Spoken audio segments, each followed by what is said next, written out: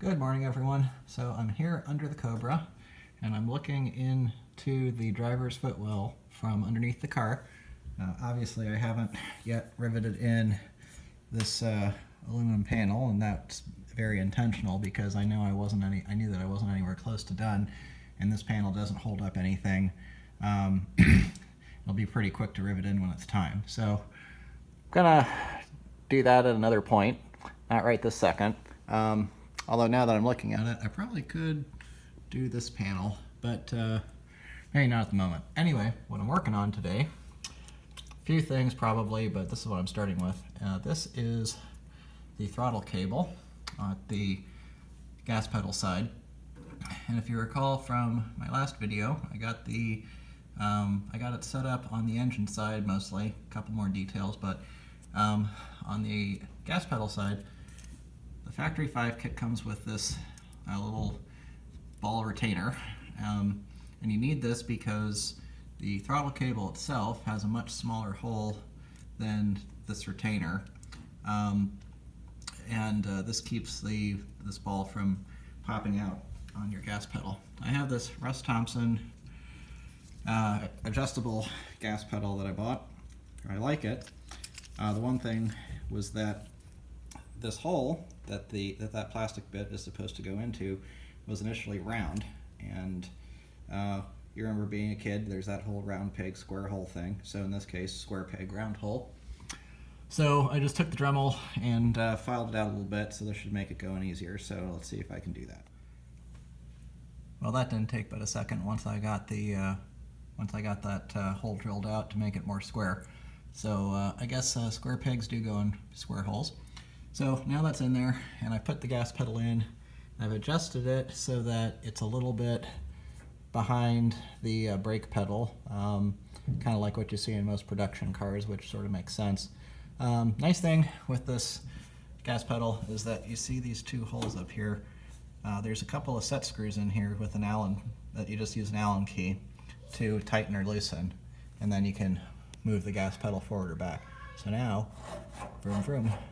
At least I can make some engine noises right now. So we'll see what happens next. All right, well, I'm going to call it a day here. After I shot that last segment, my kids needed a few things, and they've been sick, and now I am getting sick. So I think it's time to go sit on the couch and watch a movie. But I wanted to talk about this one thing relating to the Speedmaster intake, since a lot of people have questions about it, and talk about it while it's fresh in my mind. So after yesterday's video, I posted a shorter one on the Factory 5 Facebook page, and someone made the note that at full throttle, the throttle body, the throttle butterfly does not open all the way.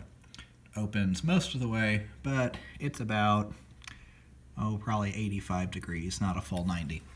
And of course, when it's closed, it's completely closed, but basically it's about, let's just say, 75 to 80 degrees worth of travel. And his point was that since at full throttle it's not open all the way, that could disrupt the flow characteristics some at full throttle, and depending on what EFI system you're using, that could also mean that your throttle position sensor isn't going to read full throttle when you're at full throttle. So those are some valid points to consider. I spent the first 5 years of my career running piston aircraft engines on dynos, mostly doing product development, and so I spent a lot of time working on various configurations of engines and intakes, exhaust, things like that. And so my general thought is that it's close to 90 degrees. Maybe there's going to be a little bit of turbulence from that because it is pushing. If you think about where it's going to push the air, it's going to push the air kind of this way, and then it has to make the turn into the intake port to go in. So I'd agree that there's probably a little bit of inefficiency there. It's probably also going to cause a little bit more turbulence, potentially. But that could also help with mixing of the air-fuel mixture, because with that turbulence, you're going to get some it turns up the air, and that's a good thing for fuel atomization. If you look at some intakes that, or some combustion chambers that are really efficient, a lot of them focus on basically causing turbulence. Restriction-wise, it's definitely not going to make a restriction because if you look at the total volume or total area of throttle body, it's way bigger than pretty much any four-barrel carb or fuel injection single throttle body. So, but it's definitely a valid point, and depending on what you're going for with your car, maybe it's something that you want to take into consideration when you're deciding which intake to go with. But so the reason for this limitation, I'll see if I can get a good view on this, and maybe I can't. Can sort of see there, but if you look here, you see that, let's see if I can try to do this with my hand out of the way.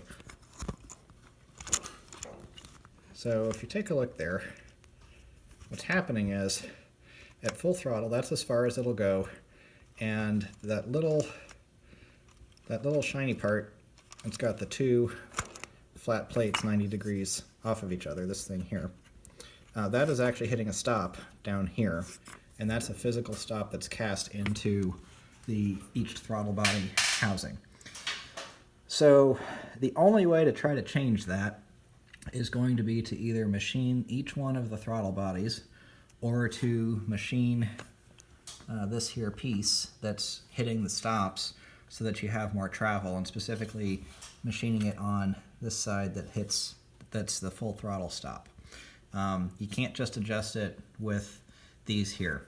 So my feeling is maybe at some point, if I have to take these off, maybe I'll try to machine that, but since everything is perfectly synced on both sides right now, I'm not going to mess around with it. But it's a valid point to consider, and again, one of those things where I sort of tend to feel that Speedmaster has a really good value, but I do wonder if a Borla or some other brand of individual throttle body intake would maybe have gotten that better machined to the point where it went to the full 90 degrees, or more precisely machined rather. The machining quality on all of this is really good, I think, at least on the whole. So anyway, just wanted to make that comment for those of you that are interested and that have been following along with the Speedmaster intake. So I'm going to go sit on the couch, and then probably tomorrow or Tuesday, or I might even wait a little bit longer depending on when Summit Racing does their next sale, because normally they do sales they do sales with like a $10 off of $100, or maybe it's $150 or something like that. And right now they're not doing that because it's just after Black Friday. So I may wait until they do that. But I've got some more parts that I want to order. Excuse me. And then I'll keep going probably on the fuel system, and maybe start working a little bit on some of the fuel injection stuff. So anyway, thanks for watching.